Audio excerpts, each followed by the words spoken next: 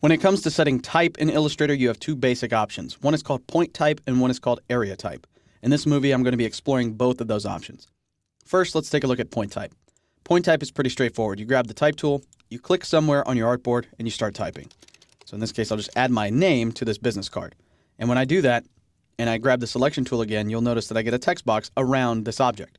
The difference between point type and area type is the fact that point type is one single line of text that could theoretically go on forever unless you manually insert a line break. Also, point type is not surrounded by a resizable text box. If I were to try to resize this, you would see that the text actually scales with the box. This isn't necessarily what you want in most cases. If you want a resizable text box, you have to use area type.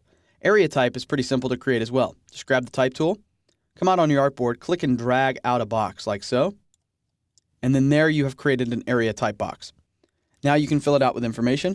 So let's do like a telephone number, and let's add a fax number, and we'll also put in an email address, and we'll put in an address as well. And once we have all of that in there, we can resize the text box to fit. So I can grab the selection tool, and I can make changes to the text box, just like this. If you go too far, you'll notice that you start to create text wrapping in the box. You can fix that by resizing the box, just like that. If I need to create more space down here at the bottom, very simple. You'll notice the text does not scale with the box. That's because this is an area type object.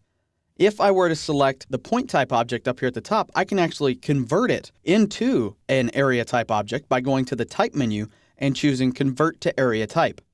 Once I do that, you'll see a slight change in the bounding box, but now when I resize, it does so without penalty. No scaling, no distorting of the text.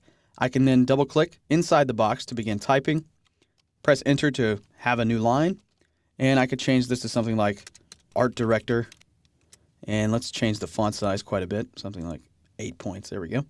So now I've converted this point type object into an area type object. I can do the same for this, converting it into a point type object by going to type, convert to point type.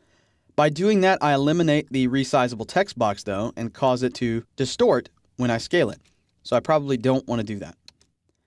In the end, it's up to you what type of type object that you create, but just know that there are certain benefits to each, and there are times when you would use one versus the other.